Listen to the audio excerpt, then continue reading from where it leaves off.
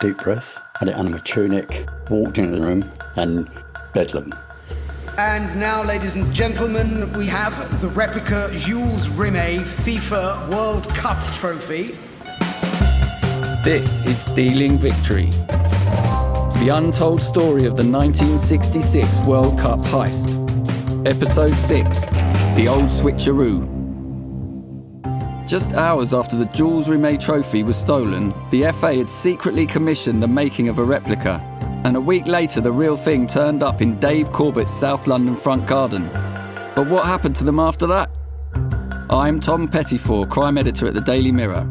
I tracked down some of the people at the centre of the story to find out. Used to get up, go down to the communal wash area, and you'd be looking right across the main road, and there was always tarts in the playground, giving it some young coppers. Of course, that was a way, but it was a good time. In the summer of 1966, Peter Weston was a rookie PC, or in his own words, a sprog. He was just 4 months into his training at Paddington Green Police Station, where he stayed in the single men's digs. After the lads jeered at the scantily clad women across the way, the mornings would start with a roll call. They had a basement at Paddington there where it was overflow cells, and that's where we used to do the parading of a morning. You used to have to stand there with your truncheon in your hand and your whistle in your pocketbook and pen and all that. July the 30th, 1966. The day England would play West Germany in the World Cup final at Wembley. When he appeared for the morning parade, Peter was sent up to see his superintendent. He thought he was in trouble, but it turned out he was being assigned a secret mission. Along with 2 experienced PCs, he was tasked with visiting the head of the FA at their West London headquarters to get his orders. So at this point, what did you think you were doing? No idea. We didn't have a clue. And not until we actually arrived and then were introduced to the secretary, who then explained, right, today is cup final day, and he had 2 wooden boxes on his desk, and then he went on to explain, this is the World Cup, and this is the replica, and this is what you're going to do. So you go into a room at the FA, and the World Cup trophy, the Jules Rimet trophy, is there, but then there's another trophy? Yeah, which is, he explained, this is the Jules Rimet, and this is the duplicate. Right. Obviously, we were just wide-eyed, really. You will be taking these to the stadium, where you'll be met by the head of security. You will give him the Jules Rimet trophy and keep the replica. And after the game, if England win, we want you to swap the trophies when you get the chance. And then what did you do next? Saluted. I sort of walked out the door in a daze, I suppose, with these 2 boxes. While Peter contemplated his mission, another Londoner, George Cohen, was starting the biggest day of his life. George played right back for Fulham and England. The night before, he had been told by England manager Alf Ramsey that he was picked to start in the World Cup final, and he'd be vice-captain. George was sharing a room with England's combative midfielder Nobby Stiles, who sadly passed away a couple of weeks after this interview. I always remember him getting up early, so early. I said, well, Nobby, where are you going? She said, I'm going to try the Catholic Church to pray and confess. So I said, pray? Where? So he said, Golders Green. So I don't know if that means anything. Golders Green, yeah, Golders it's a Green. good place for synagogue. I looked at him and I said, don't say anything, George. Don't say anything. Anyway, he's gone out and he's found one, and but he was lovely. Right, so he's a real character. Tremendous. Right. I cannot tell you how good he was for that squad. What a player. He didn't look anything, but by Christ, you didn't want to play against him. No, I wouldn't, by the looks Is of that it. too much in your eyes here? You'd be lucky if you walked off the pitch. Well, I don't know if you saw that game against Portugal. He was marking Eusebio. Eusebio was about 6 inches taller, 6 yards faster, and a terrific player. But he played him all over the place. He played him out of danger zone all the time, never let him turn. In the end, if you recall, he went off in tears towards the end of the match. But only because Nobby Stiles ruled the midfield. And people were scared of him too. He's only a little fella, but by Christ, he was a butcher at times. Once Nobby got back, having found a Catholic church in an area known for its Jewish community, the team met up for breakfast. I got down to breakfast, everybody was there. There was an atmosphere. It was very difficult to explain. but you could feel that there was the excitement there in the players, and Elf was looking a bit drawn, I thought. Alf Ramsey, England's no-nonsense manager, had vowed before the tournament that his team would win it. He had got us that far, far better than any other manager has ever done. He just wanted to say, look, have your breakfast, keep it all calm, and then we're going to get in the coach and we're going to go to Wembley, and we're going to give you plenty of time to do that. Well, he just as well it did, because there was thousands of people there. They were choking the roads and things like that. And people that saw us go past, getting near Wembley, were saying, England, all that business. They got the big doors where you drive through, at Wembley, and we couldn't get to them. We had to clear the way, and people were, could feel that the crowd wanted us to win. You could feel it. It was a most wonderful atmosphere, as far as I'm concerned. Peter and George were both on their way to Wembley. One had his heart set on winning the cup. The other was fretting about how to swap it.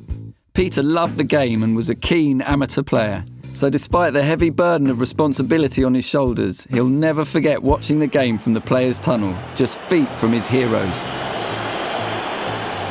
As a 21-year-old, just standing in the tunnel in complete awe.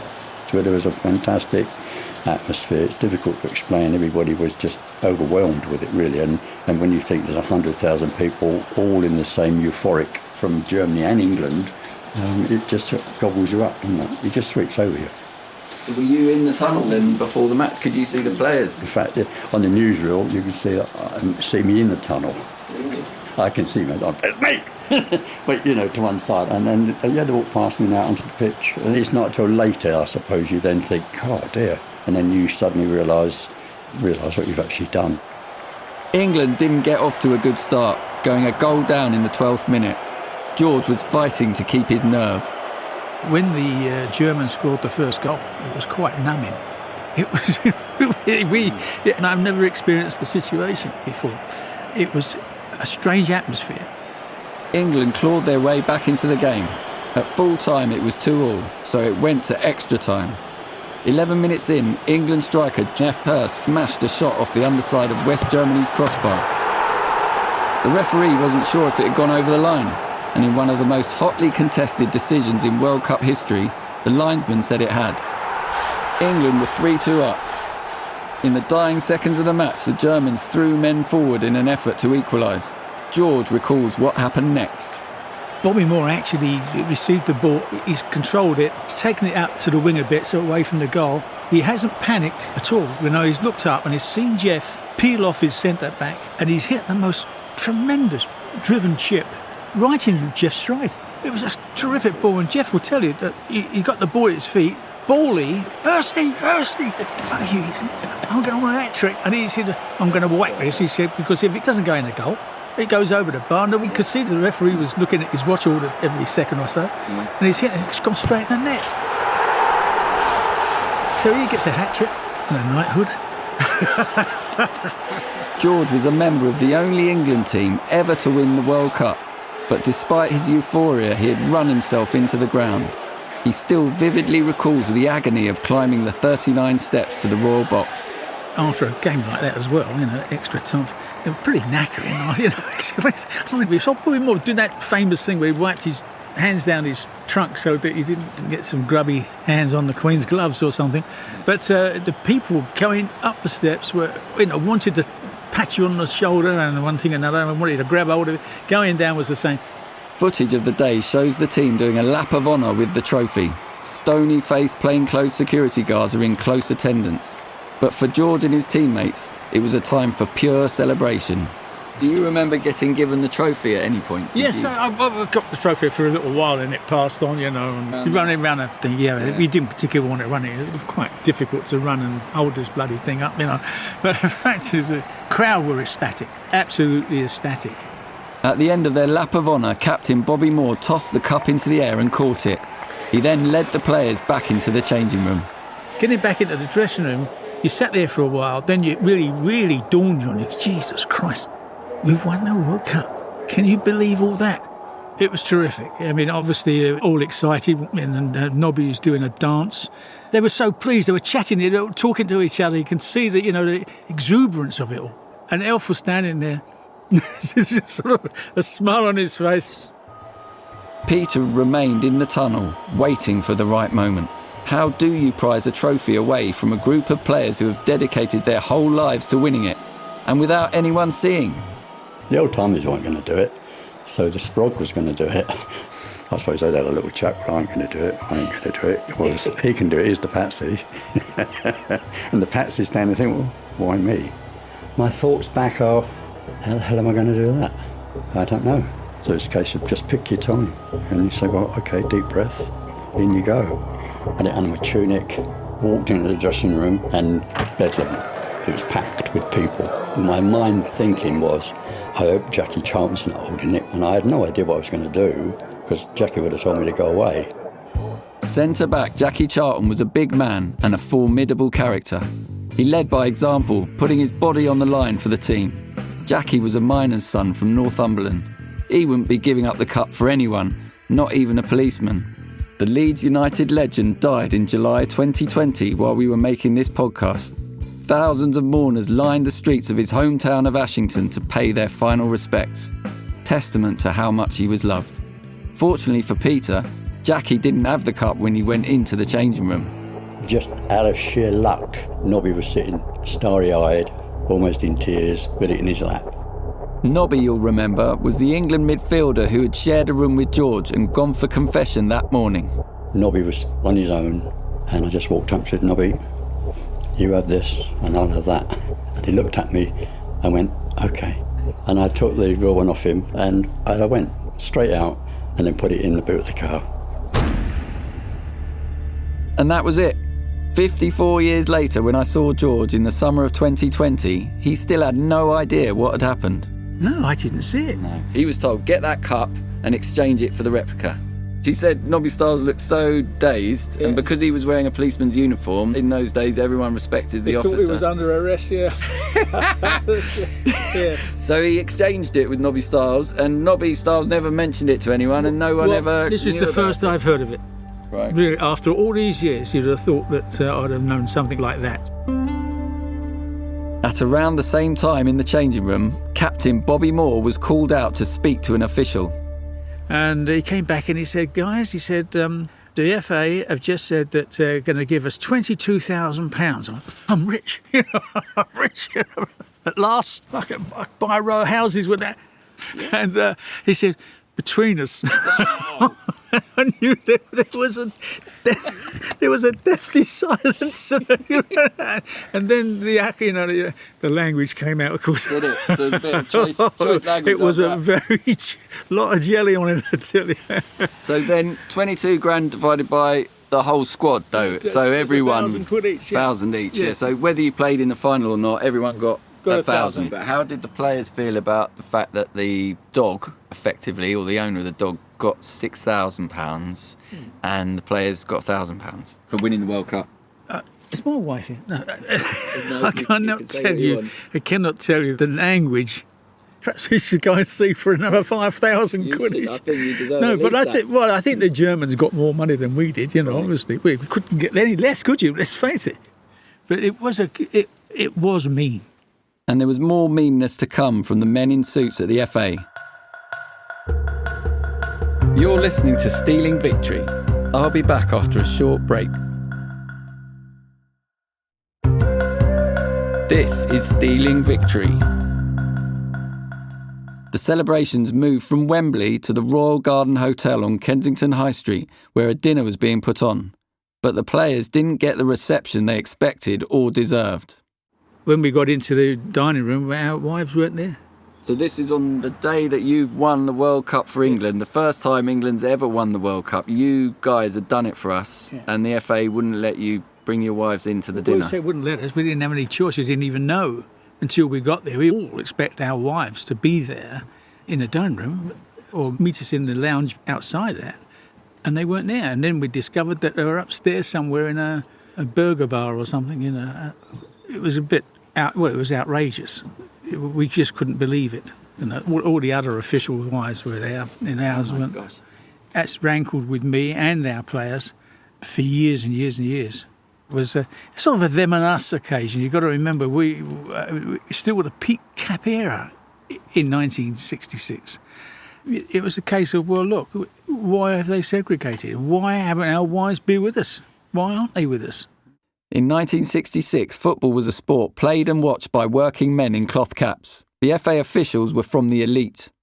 The segregation at the winners' dinner reflected the class divide within the country, and it was also reflected in the huge disrespect shown to the architect of England's greatest ever victory, the manager, Alf Ramsey.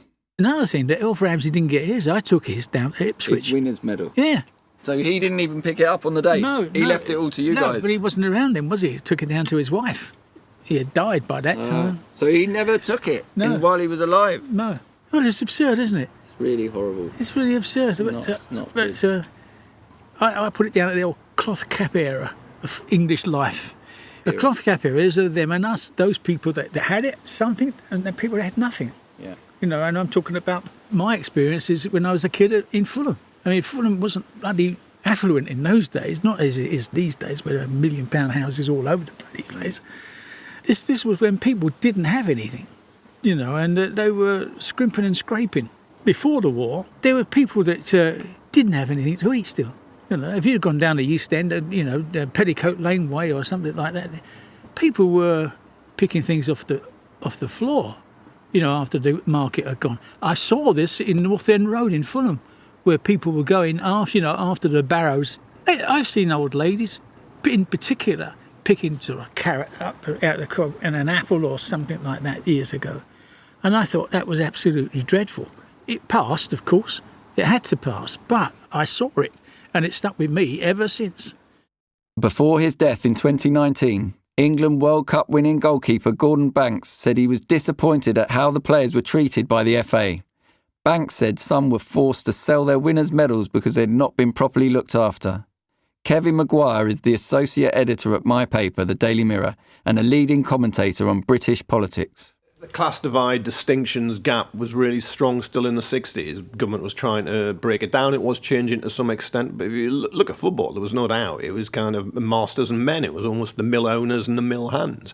And the players who actually win it, they're not really looked after. It's the blazers and the suits who run the game. The owners who get all the plaudits and think they deserve the success. One way you can look at it, the money, but it was why were so few honours given out to the World Cup winning players? And there's still campaigns now for them all to be awarded knighthoods, either living or posthumously.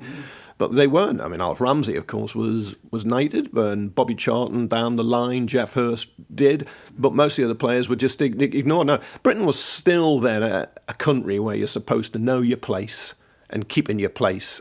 And those players, of course, had achieved something remarkable. It's not been matched since in any part of the United Kingdom. And yet at that time, they probably didn't get the rewards and the praise that they should have. And the FA's appalling treatment of the players didn't stop there. After the dinner, they went out onto the balcony of the Royal Garden Hotel to celebrate with the fans. The crowds around the hotel was enormous. All the people were down the bottom, underneath the balcony. There were loads of people there. And did you have the cup then? We had the cup then. Yeah. But I'm just surprised that there was a substitute hanging around somewhere. I mean... Well, that was the substitute that you had that time. No, well, that's good. Would have been a bit of a letdown. No, it was the fake one. You had the fake one on the Garden Hotel. That was we had the fake one? Yeah. I'm staggered. I did not know that. Bloody cheek. Wasn't it outrageous? Yeah. So you thought you were showing the nation the real cup, but in fact, the FA had secretly swapped it round and given you a fake one. Just like the FA, isn't it? Bloody hell. I don't understand that. I honestly did not know anything about that. But there was one powerful individual who did give the team the respect they deserved. Prime Minister Harold Wilson spoke to the players after the match. He said that the World Cup could save the pound because we were actually in a bit of a mess even in 96 again. Confidence in the pound was plummeting because of an £800 million trade deficit. Wilson was facing calls to devalue sterling, but he resisted, feeling the pound was a symbol of Britain's role as a key player on the world stage. England's victory had helped him stave off devaluation until the following year. And he said, because of the euphoria and because of the excitement of the country at the time, foreigners might thought that this would lift us out of our lethargy, if you like, whatever you like to call it. And I think he was absolutely right. It did save the pound, just as well. So you saved the pound. Yeah. You didn't get much monetary compensation for that. Well, we did, in as much as it wasn't taxed. Very generous. Well, it was outrageous, really, isn't it? Shocking. I think it did do the country good. I think it did. There was a sparkle in there from all around the country. It was wonderful. The policeman who swapped the cups, Peter Weston, eventually left the Met to work as a private investigator. It was during this time that he befriended one of Wilson's former security guards. We heard previously how he said that Wilson and the government were furious and lent on the FA and police to have a replica made. So what's his take on the FA's actions and the swapping of the cups on final day? It's politics, isn't it? What do you say? You know, who am I? Politics, isn't it? It was just pure politics. So this is not about football, this is about something bigger than football then? Of course it is, yeah, very much so. That therefore takes precedence over everything. So it's all about making sure that the country's image is not tainted. That's a bit of an unfair question, really, Tom. Okay. Let's be fair. Are you looking to get into politics now? Let's be fair. Have things really changed today? I don't know. What do you think? What do you mean you don't know? You know what the situation is. Politics overall rules the roost. Mm-hmm. We as individuals either do as we're told or you have a problem. We had a problem, hugely embarrassing problem. Country was being ridiculed and they needed to repair the damage, regardless. Yeah, politics, very much so. And with the intentions of in the national interest, I suppose. The national interest being the good reputation, that we can have these type of competitions and not have a problem. But if the players were parading the fake, what happened to the real trophy? Would have put it upstairs in the superintendent's safe, I suppose. Right, okay. Unless he took it home, Took it home and put it on his mantelpiece. The next competition was hosted by Mexico, and the FA and the British authorities must have heaved a huge sigh of relief when they finally got to hand the real cup over. So what happened to the replica? It was quietly handed back to George Bird, the silversmith who the FA had secretly commissioned to make it. After George's death, the family decided to sell it, and in 1997 it went to auction at Sotheby's. And now, ladies and gentlemen, we have something for the sports aficionados among you. This really is a unique artifact, steeped in history and intrigue. Here we have the replica Jules Rimet FIFA World Cup trophy, created in secret after the theft here in London of the real trophy back in 1966. It's an exquisite gold-plated copy of the original Art Deco depiction of the Greek goddess Nike. And I'll open the bidding at £10,000, 11,000, 12,000, 13,000. We have £13,000 already, looking for 14,000. The family were expecting perhaps £20,000, not more than 30. Not bad for a fake, but there were two bidders in the room who kept going. Back to you, madam, at £32,000. And going. We are now heading towards £140,000. And going. We have £254,500. Sir, 255? No. You're out. Your last chance. And selling. Fair warning at £254,500. Going once. Going twice. Sold at £254,500. More than £250,000. It was 5 times the value placed on the original in 1966. So who were the mystery buyers, and why had they paid so much? It emerged that FIFA and a Brazilian insurance firm got into a bidding war. FIFA won because boss Sepp Blatter had sent his man with orders to get the trophy at any cost. They were desperate to get the cup in case it turned out to be the real one after all. An inspection of the trophy after the auction would confirm that Peter Weston had done his job properly. FIFA had forked out a ridiculous amount of money for a replica they never wanted made in the first place. It's now on display at the Football Museum in Manchester. By now I'd researched all I could about the fate of the World Cup itself. But what about my search for the man who supposedly stole it, Sidney Kew? It was now 10 months since I'd got the tip-off. If I was going to progress things, I'd have to spread the name more widely, potentially tipping off rival reporters. I decided to ask someone who moved in the right circles if they would put a message on their private Facebook page. Had anyone heard of Sidney Kew or his brother Freddie from the Walworth Road area? I didn't say why I wanted to know, and they didn't ask. Days went by without any reply, and then on a Tuesday evening in May 2018, I was sitting at my kitchen table when... Hi, had a comment on one of the groups from someone. She said the full name is Cougalier, and they are both dead. So I tried Cougalier and Cougalier, but the names drew blanks in my searches. But after a bit of playing with the spelling, I found a Frederick Cougalier who had lived in the Walworth Road area. My source had told me that Sidney's brother Freddie was a prodigious fence known around London. When I googled the revised spelling of Sidney Cougalier, a reference to a 1961 Court of Appeal ruling popped up. The defendant had been driving a motor van when he was stopped by the police. In the back of the van, there were found 3 pickaxe handles bound with adhesive tape. His defence was that he did not know that the implements were in the back of his van.